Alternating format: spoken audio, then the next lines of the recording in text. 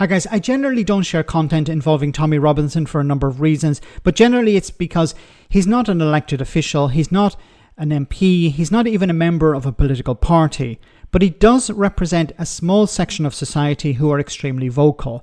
Now, when it comes to Reform UK and Nigel Farage, we generally view him and the party as far right or on the extreme right. But for people like Tommy Robinson, it's the opposite. He actually believes that Nigel Farage is becoming mainstream, and he doesn't like it. Have a listen to this. There was a fancy dinner for Refrom a few months ago. It was whilst I was in jail, and I knew someone, a businessman I was talking to, that was going to that meal. It was £25,000 a ticket. Do you know the whole head table of Reform's meal with Nigel Farage? Pakistani Muslims. So I'm sorry, but didn't they just take £1 million yesterday from a World Economic Forum Muslim? Yeah, it's like, you can't, Nigel, flip-flop Farage. He changes on everything. For me, your party don't believe in free speech. You don't believe in democracy. So when people are saying, yeah, but we need Reform. Reform are filling themselves with all the ex-Tories, net zero, pro-net zero people, pro-net zero politicians. Remainers, left-wingers, Labour, Liberal, they're filling all the councils. It's just the same bullshit. It's like the country's ready for political revolution to get rid of these absolute traitors in Parliament, and you're filling your whole party with the same traitors that were in Parliament. Well, he actually told the New Statesman the other day, Nigel Farage this is, that he wants Reform UK to be to the left of the Conservative Party on immigration by the next election. I saw it. I've seen it all. But Reform voters don't want to hear this, and Reform members don't want to hear this. And I'm sorry, but it's the truth. Yeah. You know, it's so interesting to see this clip because we on the other side view Farage as moving everything to the right. I've said before that Farage may moderate his tone, moderate some of his policies in order to steal votes from the Conservatives or maybe even the Liberal Democrats, even the Labour Party. But he wants to expand beyond his base. And if he wants to win power, he can't be a niche. He needs to be more mainstream. So maybe what Tommy Robinson is saying here is somewhat correct. I think there's a bit of conspiracy involved, of course, especially when it comes to Muslims. But Farage is expanding beyond his base. He knows that there's a certain section of society that will vote for him no matter what. But that's not enough to win power. So he says, okay, a bit like Donald Trump. Donald Trump said he could shoot somebody on Fifth Avenue and wouldn't lose a vote because he has a base.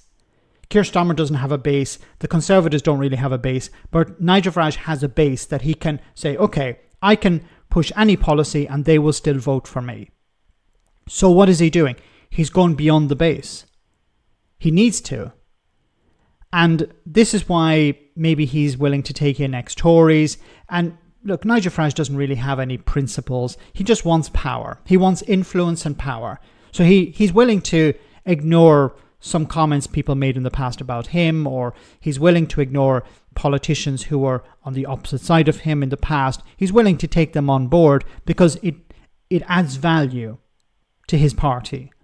So he can do a press conference, he can broadcast to the public, oh look, we have more defections from the Conservative Party.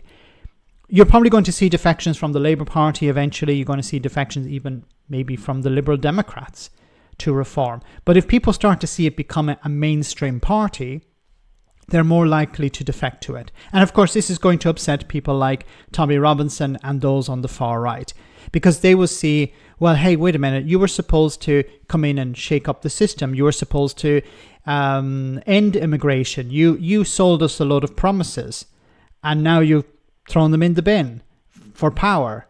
Well, sorry, Tommy, but that's how politics works. You know, when Keir Starmer was running as leader, he said pretty much the same thing. He was copying and pasting Jeremy Corbyn's platform. And then when the general election was coming around, he was kicking people on the left out of the party. This is how politics works, unfortunately. You know, you start to win support from the base, you pander to the base. To win power, you pander to beyond the base. And that's what Farage is doing. He's taking a more moderate approach on immigration. Although he's, of course, peppering his speech with, well, we need to deport as many people as possible. It's to keep the base on board. You don't want to lose the base. And there are limits to their support, but you just keep them happy by throwing them a bone from time to time.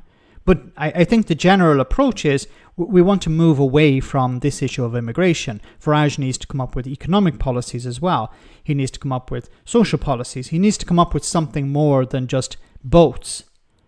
And while he starts talking about other things, and he takes money from people who are willing to give him money, doesn't matter where they come from. Farage doesn't have a problem with where the money comes from. He just likes the money. He'll be seen as betraying the far right. He'll be seen as a traitor in the eyes of people like Tommy Robinson.